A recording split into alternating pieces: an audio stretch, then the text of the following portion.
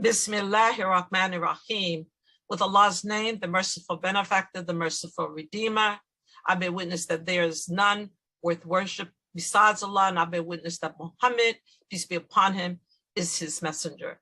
I want to just greet and thank everyone for being here again this Sunday on Study Al-Islam, and to wish you all good health and safety, and just to say to you that I'm so grateful, and I know that we as a community are grateful to see each other. We have with us Dr. Clyde El-Amin, and I've been knowing him for about 40 years. I met him in Chicago, Illinois. And what I'd like to do is just get right to it. You can read his complete bio on studyalislam.com website, but I want to bring him right in because he does have a demanding schedule. So Dr. Clyde, before we get into talking about the conference, for those who may not know you, could you please take a brief time and introduce yourself? You're on mute. I was about to say, can everyone hear me? But as often as I do these things, I still find myself getting used to them. Well, first of all, let me tell you this. This is the most intimidating audience I ever go before. I'm always intimidated by my own community more so than any place else, because I feel like I'm talking to people that grew up with me in Al-Islam. So I never really assume any position of quote unquote, superiority. So I always feel like I'm having a conversation. I don't feel like I'm lecturing you because I don't have anything to lecture you about. I can share knowledge with you and you can share knowledge with me. And so I start this off in anticipation that that will be the dynamic. Most people don't get me to do this. Fitra is unrelenting. So you see me this morning because she simply would not give up.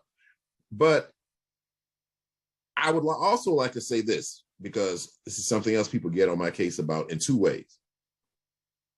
Because I'm sure there are some academics on here.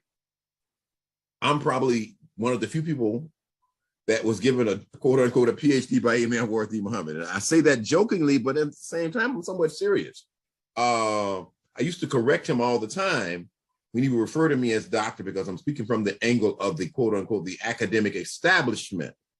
And he made it clear to me that he wasn't speaking from that angle. He was speaking from the angle of I would say the new academic traditions that we were establishing because of the light that he was bringing to the world. And so I accept that with great humility. And I think it's a much greater honor than one that could have been given to me by any academic institution. So I just want to make sure I clear that because I think that honors him more than me saying nothing. Okay. I'm excited about this conference. I don't want Sister Fitra to get any more excited about it than she is. I think she needs to relax so that we can move this thing along and let it be what it is destined to be, because it is destined to be something great. I don't think the timing could be any better. So I'm going to share something quickly with you that just happened to me last Thursday. We had a conference here in Chicago. It wasn't a conference, it was a report out. It was an event reporting the results of the survey of Muslims in Illinois. If this is the first time it's been done at a level that anyone felt comfortable presenting it to the public as a product of research. And it's a survey of Illinois Muslims. I'll get that number. I'll get that to Fitra, that link, because I think some of you would like to see it. Because this is a microcosm of the Muslim communities all over the country. I admit I did not know that Illinois had the largest number of Muslims per capita in the country. And I think we had something to do with that. I don't think that came out as clearly as it probably should have come out when we reported that study. My role on the program was not to report the study. My role was to do some of the other things around the ceremony itself. But that an issue that came up as people were reading some of the other literature, other comments that accompanied that, were some comments about our community. And the complaint from some was a justifiable complaint that it wasn't exactly accurate, but also that it wasn't as robust as we felt it should be as a community. My simple answer to that is it's because we weren't in control of the narrative. Okay. And we won't always be in control of the narrative, but we have a responsibility to influence the narrative, not because our community needs to be glorified, but because the truth needs to be uplifted. And everybody loses. We lose, all the other Muslim communities lose if we don't uplift the truth about the victories and the challenges of al-Islam in America, because that is what makes it what it is today. And one of the comments I really appreciated that was totally unprovoked by any of us was a comment made by the last speaker on that event, Dr. Zahir Sahlul. He's a very, very, very prominent physician who does a lot of work around the world that is kind of like Doctors Without Borders, but it's another name. It's Muslim oriented. He said, we have to all admit to everyone in that room, mostly Muslims from outside of our community, although there was a healthy representation from us, we all have to admit that we're only here because African-American Muslims paved the way for us. They made it possible for us to be here. I'd say Imam Warithin Muhammad is the star in that saga that he's talking about. And so we don't just need to do this because we need to acknowledge him. We need to do this because the truth of how al-Islam has grown in America cannot be told to any significant degree without the story of Imam Warithin Muhammad. So that, I felt this way before that event, but after that event, I said, well, some people are beginning to realize this outside of our community. But the most important thing to me is that we realize it more and more each day, that we know the power of what he's given us. We know how much we've been enlightened by it, but the historical, social, even scientific significance of what he has given us is what we owe to the world. This is not something, to me, this is not us bragging. This is us doing our duty to the world. And Allah will continue to reward us, and he reward us immensely for doing that. So I definitely want to thank Sister Fitra and all that were involved in rolling this effort out. And I want to do what I can to be in support of it. So the conference starts out with the speech by Dr. Diop at the dinner. And I've been learning about her. Now, I have to admit that I slept on her. I spent a lot of time around academics, but I did sleep on this sister. I heard about her.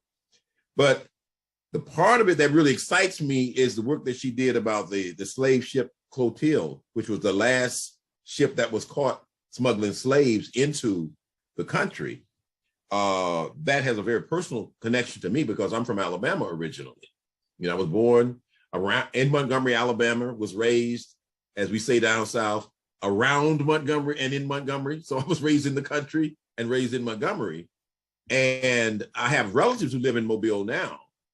And the importance of this ship is resurfacing. It's becoming a topic of conversation again. It's becoming a topic of popular conversation. It obviously was a topic of academic conversations when she wrote the book. That was years ago, but it's becoming a topic of common conversation among common people now. But what I really love about her is the attention she has given to the role of Muslims and al-Islam in the rise of our freedom, first of all. I think she lets us see how, I admit, upon reading her work, that I had a much too shallow understanding of the role al-Islam has played in the freedom struggle of African Americans. And I read that kind of stuff. I mean, I'm really into that. And I'm sure many of you are really into that. And I don't say this with regret. I say this with joy, because we're going to continue to understand more and more about the role that Al-Islam has played. You know, we should never think history is like any other kind of science. You know, the story never ends. It's like, I call it like science looking backwards as well. There's science looking forward, and there's science looking backwards. As the science of history continues to evolve, we find out more and more about our past that we didn't know. Just as we are constantly finding out new discoveries about the universe that we live in today, you know, the earth that we live in today, but the same thing is happening about our history. And alhamdulillah, all praise is due to Allah. This is Allah's way, you know, and we are just beneficiaries of it. And it's wonderful to be living in the time that we're living in, as Al-Islam is resurfacing as a major influence, you know, in America and the world. And we're not just, you know, the gophers on the set. You know, we're stars in the movie now. But we're not arrogant stars. We're very humble stars. You know, we're constantly trying to make sure that we take the responsibility to know more and more and deliver more and more to our people. So I see this conference as us kind of stepping onto another stage in a way. You know, this is by no means, if I have to say this 3 times, if anybody that needs to raise their hand and say, ask me a question if you get confused. We've had many conferences in our community. We continue to have conferences in our community. This is the first one, I think, on this scale, definitely in Chicago, at an American Muslim college, a college with Muslim roots, on the topic, primarily focused on the topic of Imam Wardi Muhammad. To me, it's like we're kind of presenting him anew to the world, to much of the world that hasn't heard from him. So I hope that one of the things that we do is we really invite academics outside of our community to this conference. Not, obviously, we're going to be there in large numbers, but I think we need to bring academics from outside of our community in to hear this. I want to leverage the connections that I made and the debts that I put in place by participating in this last project about the research on Illinois Muslims. You know, I haven't told them that I wasn't working for free yet. I'm going to tell them, now here's what I want you to do. I want you to support this conference. You know, I want you to invite people. And I think all of us have relationships outside of our community. Many of us in the Midwest area, I know people are going to come from all over the country, maybe internationally to the conference. But I know we have a chance of getting many more people who are geographically even closer that may not be from our community to attend this conference, because they need to hear. We need to hear ourselves. We don't know ourselves, our story, and its full depth and its implications, but we know a whole lot more than other people who influence other people, you know, about our history and about our community. And as I say, it's still an evolving story. You know, she really helps me appreciate that it's an evolving story. I don't think we realize what we have in our own community, though, in terms of its importance to people outside of our community. And I say that not with any sense that I know it more than any of us do. I'm saying we've grown up with each other. We all know the dynamics of, you know, a prophet in his home. We've all grown up with each other. So we see each other, we know each other, we appreciate each other's greatness, because I talk to myself and others about the intellectual community that has grown up, and that is a result of scholarship driven by the insights of Imam Wardi Muhammad. I mean, I'm afraid to start calling names because I'll leave somebody out. But I'll just say this. The people that I see on the lineup, I don't think many of them are really into themselves like this. And so I'm not saying this with any level of surprise, but they represent sort of an academic frontier, whether they have credentials or not. The thoughts, the concepts, the ideas, the light that they shine, which is a reflection of the light that Imam Wahid Muhammad brought to us, is powerful. I think if we could go forward 100 years and look back, I think we'd say, wow, we had no idea that that's what was going on. So I think she's going to be a great tone setter, for lack of a better word, for the conference. I'd like to talk a little bit about AIC, and you have to help me with the time, Sister Fitri, although I'm sure I'm going to get a call in about 14 minutes if I'm not on the other line. But anyway. You're good. It's 10:16 at 10:25. I'm going to stop you. No worries. Okay, cool. Very good. So what I was about to say, American Islamic College always reminds me of the relatively unknown, definitely unheralded work that Imam Wahid Muhammad did in the space that we call higher education today. I'm no smarter than anyone about any of these things. I just happened to be, I had a front row seat because I was on the project. And that's the reason I know the deep commitment that he made. I also know the deep understanding that he had of the importance of us having our own institutions from, you might say, the cradle to the highest levels of, university education. That was not only just a vision for him, he took very concrete steps to make sure that happened. Most of us know about the steps that he took with regard to our preschool, elementary school, and high schools around the country to develop a model of excellence. I should say models of excellence, because he knew that would be more than one school in our network of schools then, as we have a network of schools now, that would model excellence in different ways. And that our plan was to imitate the best of everything we saw, no matter where we saw it in any institution. But the other thing he realized is that our educational institution was our kind of our reproductive system. And you had to be in control of that, or you would not be in control of the education of your community. You had to train your own teachers. You had to train your own thinkers. You had to train your own philosophers. You had to train, you had to train your own in any area that you could as soon as you could. But he wanted to start in the area of education.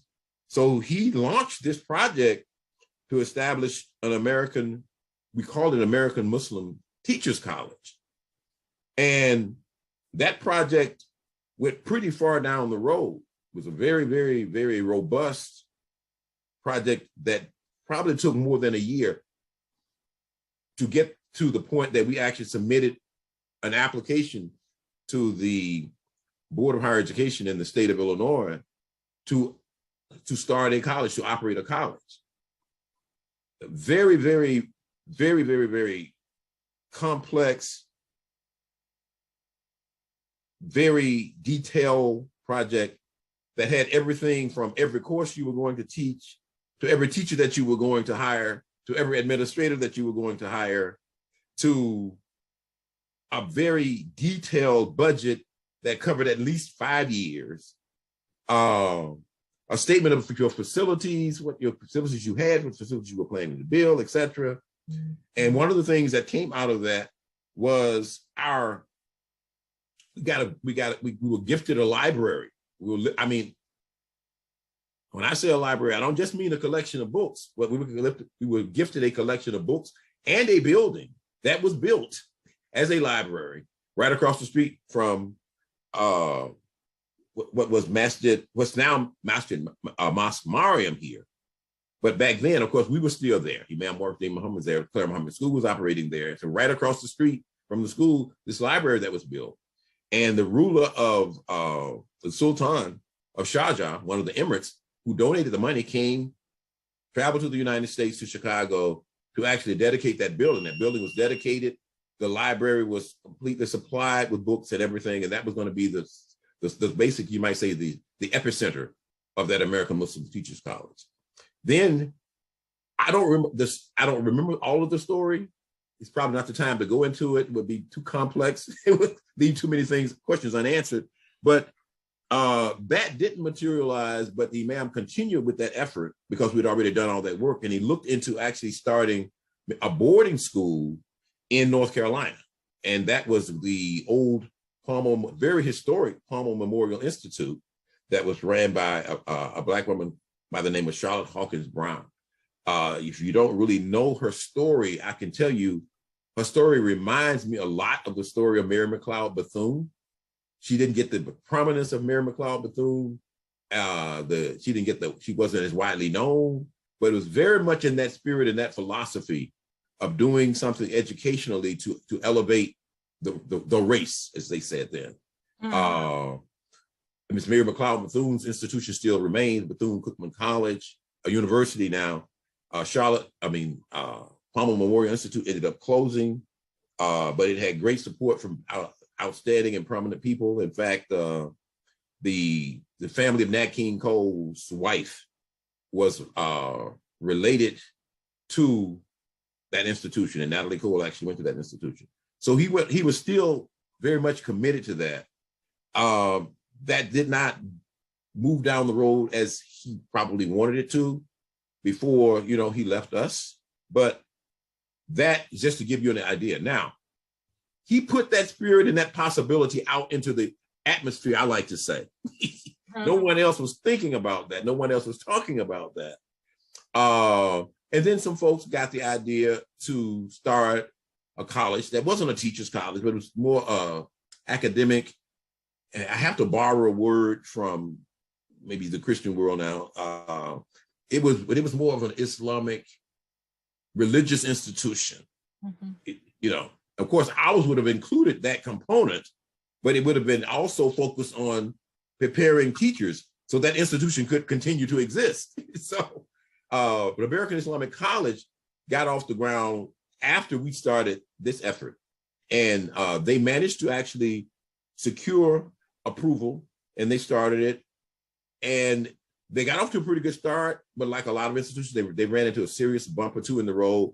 They closed it, but they reopened it, and they reestablished approval. They reestablished their accreditation, and it continues to exist. They have their challenges. They're very excited about joining our community in this effort, because I think now they have come to a very profound realization that their future lies with us more than they probably thought it did.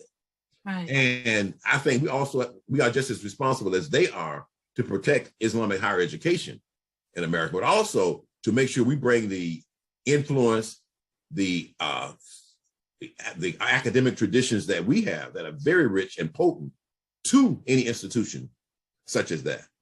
So at that point, Sister Fitra, I think I'm going to wrap up just to give some time for some comments, unless you want me to continue. I would, Clyde, please continue. There's no way I'm cutting you off. I mean, this is so valuable to us because it's a history that we don't know. That, first of all, I think you did not tell people, you did not share what your title was, even, you know. I'm so sorry. No, that's fine. They need to know the relationship, the responsibility that was placed upon you by Imam Muhammad. Okay. The highest place in paradise. Okay. I am the worst one to introduce myself, like I said earlier. I know. Okay. But I worked with Imam Muhammad. I started off working with him as a teacher in the school.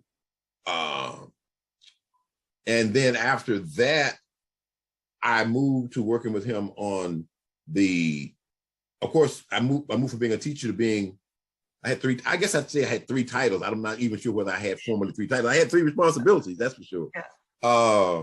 This college was one of them that came out of working as the coordinator or the administrator of all the schools we had in the country at the time. When I stepped into that role, we had 46 schools still operating around the country.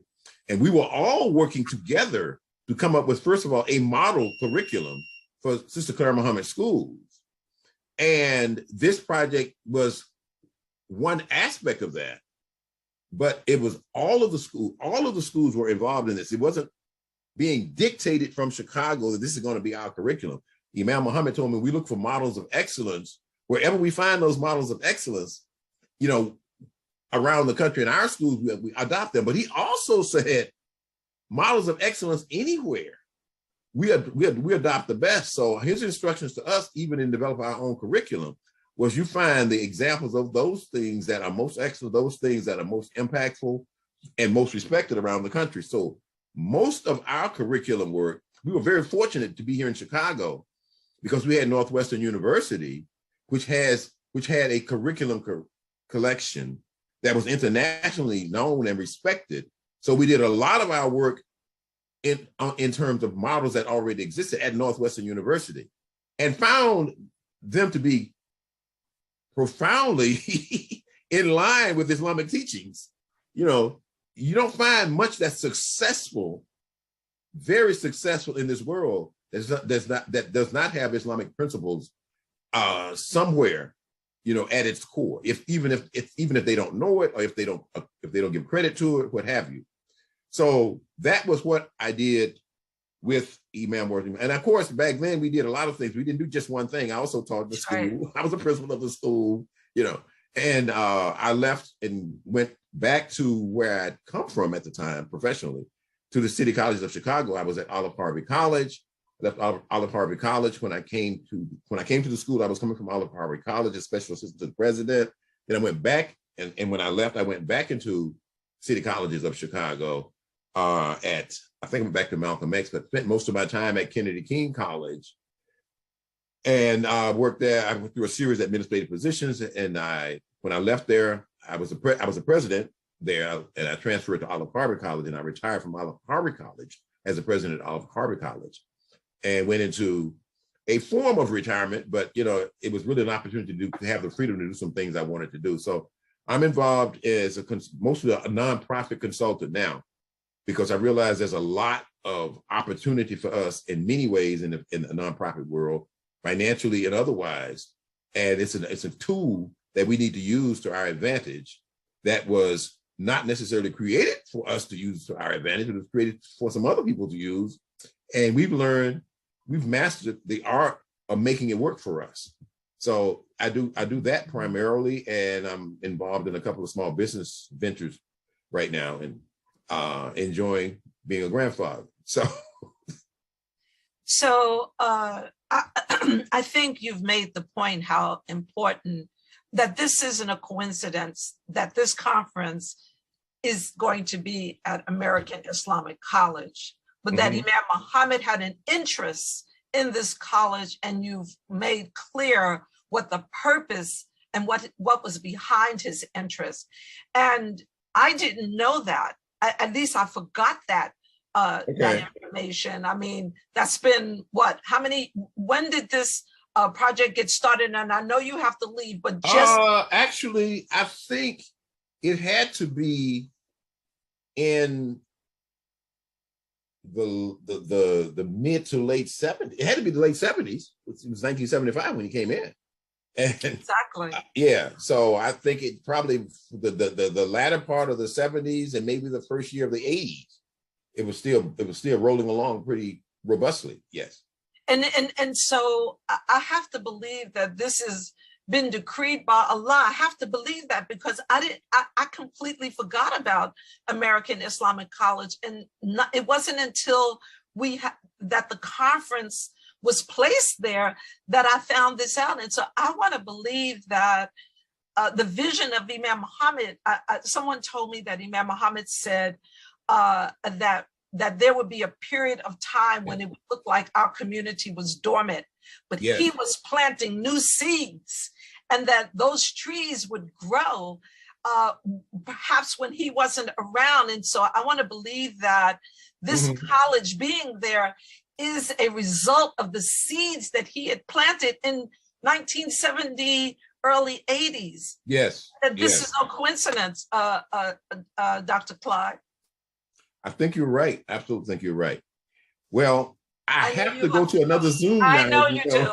I know, but I'm going to put you on the spot for a second because people are texting me and saying they want to know more about, especially the educational aspect of this, and you talking about how we need to teach our children, we need to teach our teachers, we need to provide that kind of instruction. So I'm gonna have to say to you, you have to come back to study Al-Islam at your convenience, at your earliest convenience, just to talk about on this subject. Inshallah, we'll do. Inshallah. Thank you. Thank you so much. I look forward to seeing you in Chicago, and we're going to transition into our next topic. Thank you. Thank you so much. You're very welcome. Assalamu alaikum.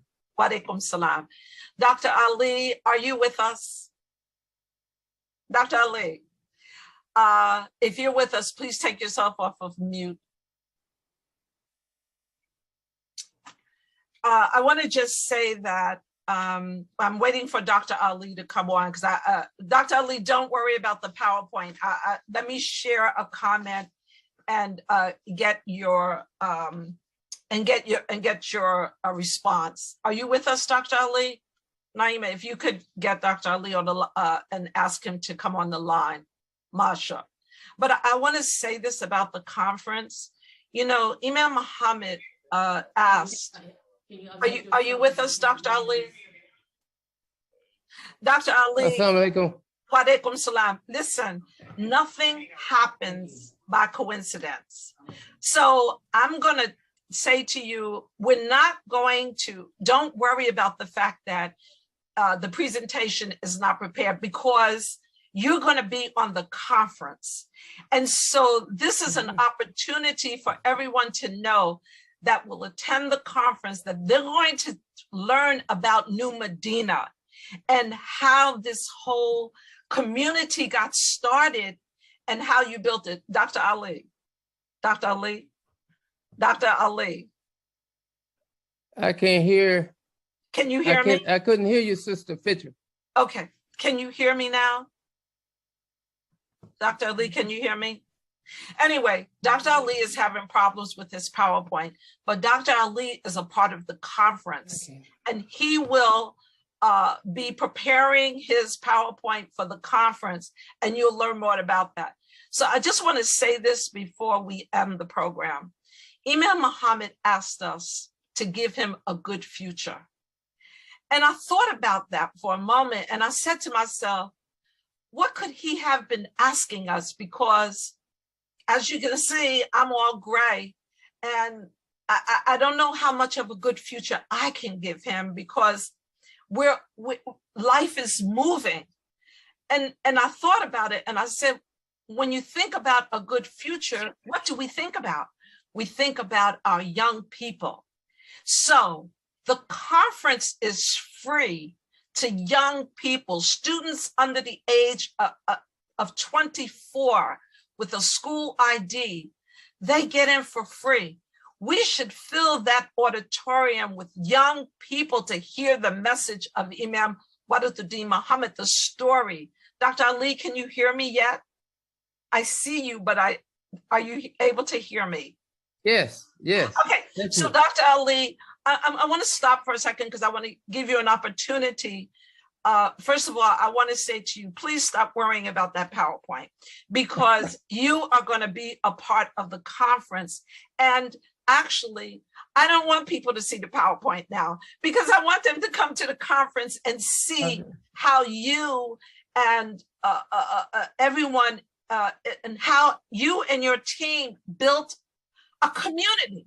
So what I want to say to you or ask you is, why don't you share a little bit about how excited you are about the conference and what you feel that the takeaway on the conference is, and then we're going to close out because I believe that this is not a coincidence and that your PowerPoint is not meant to be shown. I don't want to give anybody a preview of what you're going to show them at the conference. So share with us what you feel about participating in the conference and giving Imam Muhammad a good life.